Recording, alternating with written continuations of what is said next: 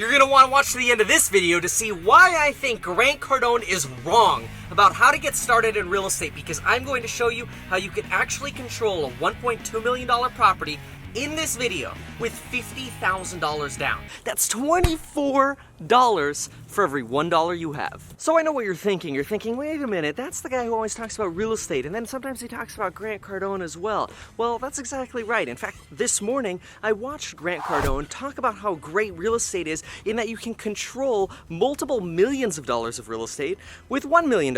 In real estate, I can put $1 million down and control 3 or 4 million. And how great that is, because you want to be in control. Well, forget about 10x for a moment. We're gonna 24x with this example, and I'm gonna show you start to finish what I'm talking about. Hey, how you doing? Oh, what's up, man? That's me. Hey. Yeah, what's up with this one? Because I know this one was having problems. What's up, Lauren? Today we're talking about how you can control $24 with $1 in real estate. Wow. Doesn't it sound like a scam? But it's not a scam. Yeah, it seems too good to be true.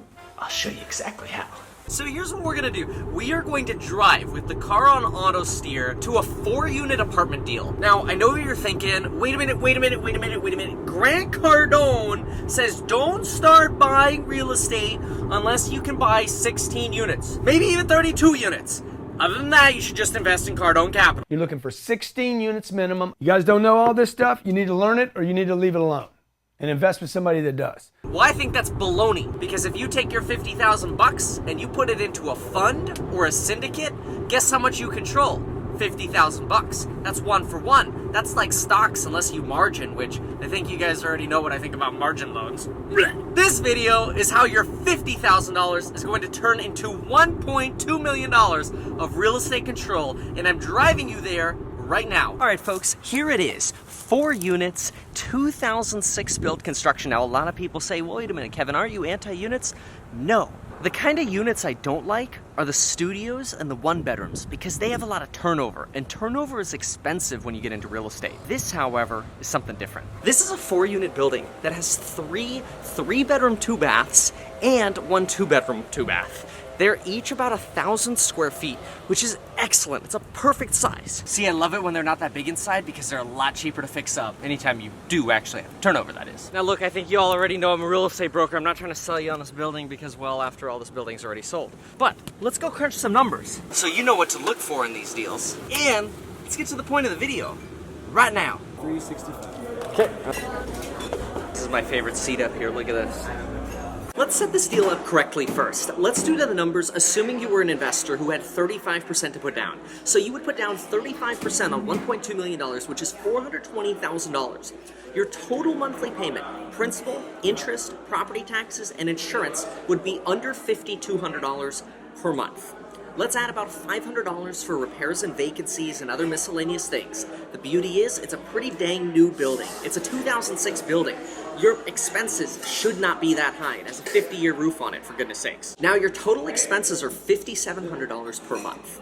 Your total gross rental income is $7,500 per month. That means you're taking in $1,800 of cash flow every single month. And if you divide 1,800 times 12, by $420,000, you get about a net operating income of around 5.1%. So that's your cap rate, right? Your cap rate is about 5.1%, which isn't bad at 35% down. So we know it's a good deal. We know it's a great property.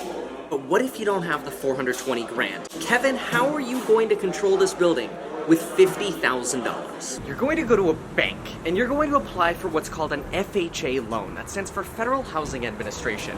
That kind of loan program enables you to buy up to 4 units with 3.5% down, up to $1.3 million in Ventura County, and various different loan limits in various different parts of the country. So if we do the math on that, we'll see that $1.2 million at 3.5% down is $42,000. Let's throw in another $8K for closing costs. All of a sudden, you're controlling a $1.2 million property for 3.5% down. What we're gonna also clarify here is how to qualify for this loan, how much you need to make, whether you can have a cosigner or not, what this means in terms of future rental property, and can you do it again and again and again? So now you've got the deal. You're controlling a property that would be an amazing deal if you had 35% down.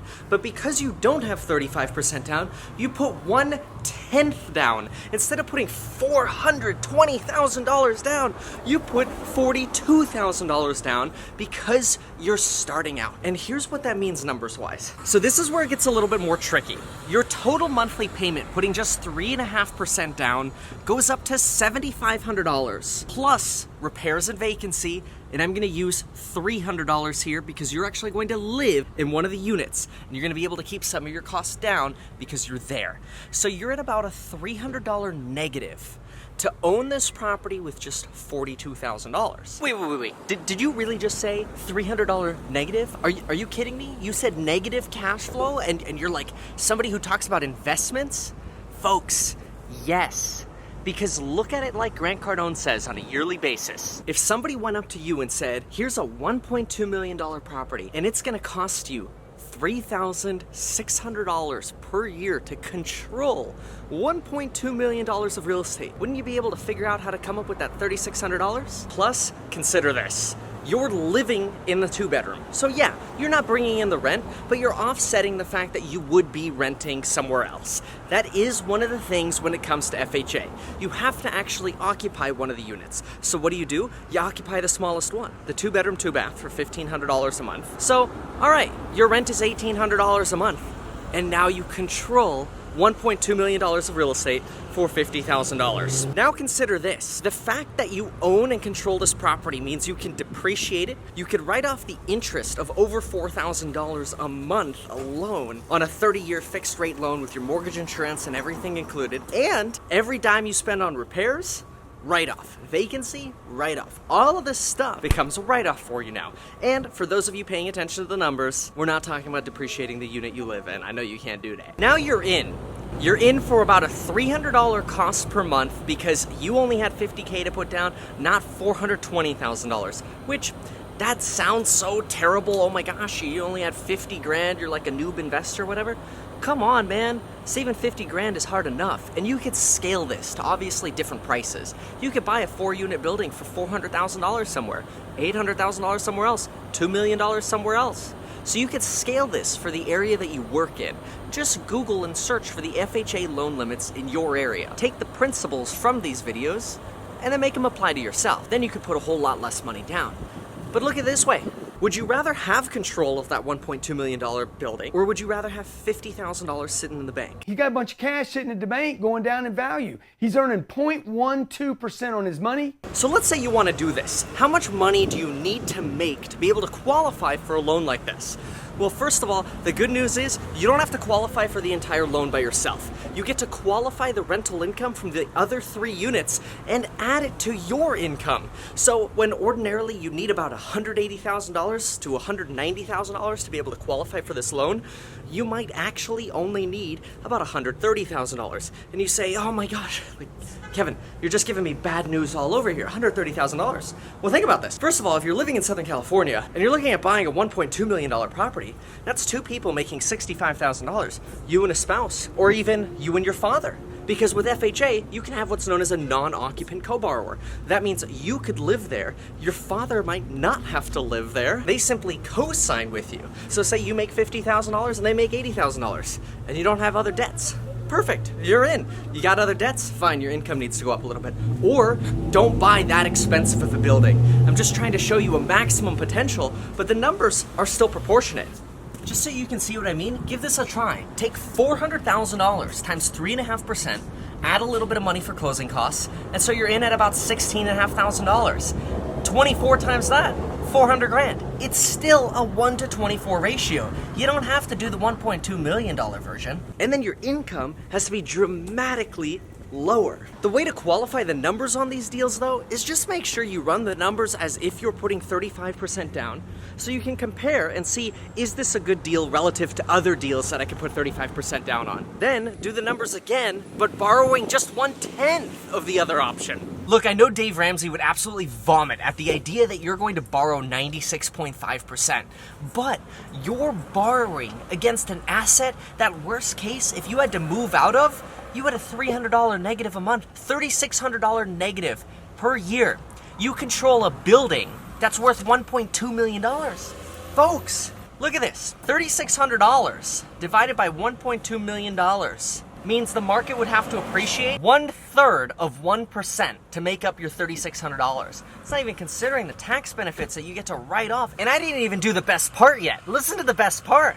Every single month, when your tenants are making that payment for you, you're paying down $1,600 per month in principal. That's the amount you're paying down the loan by. $1,600 times 12.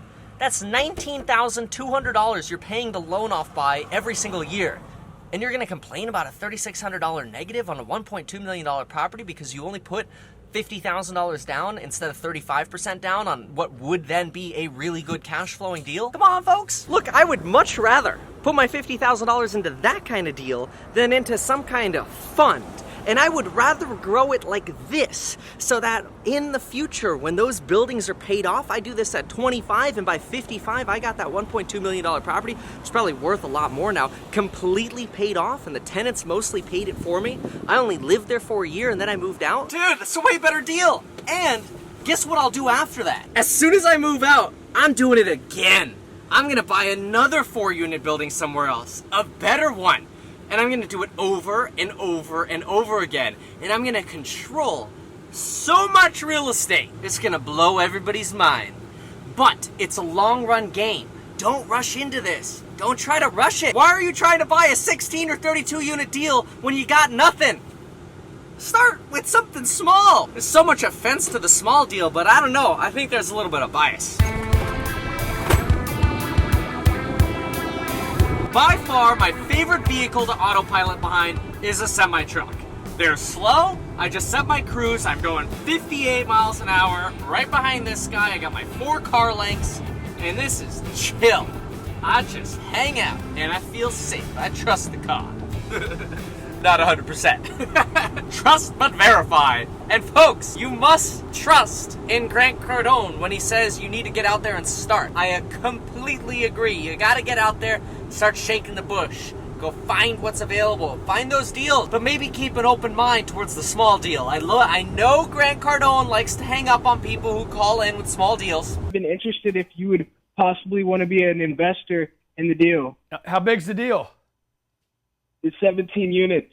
Hang up on that fool. Hang up on that fool, man. Don't call me about a 17-unit deal. Get my damn book, son. But I think it's all for the show. You gotta start somewhere, and not everybody's got millions of dollars sitting around. So this is real info that I work with on a daily basis. I work with people, and I make these deals happen. And of course, then there are always some people that are like, oh, well, Kevin, he's just trying to sell his real estate agency stuff and get more clients. Come on! I work in Ventura and Santa Barbara County. You mean to tell me that somehow I'm going to fluke in to getting clients when people from Canada and Florida and New York and all around the world watch these videos? No, man, I make these videos because I love sharing this stuff, and I admit I enjoy watching the Grant Cardone live streams, and then I just get inspired to comment on them. So that's all I'm doing, just a perspective. You don't have to agree with it.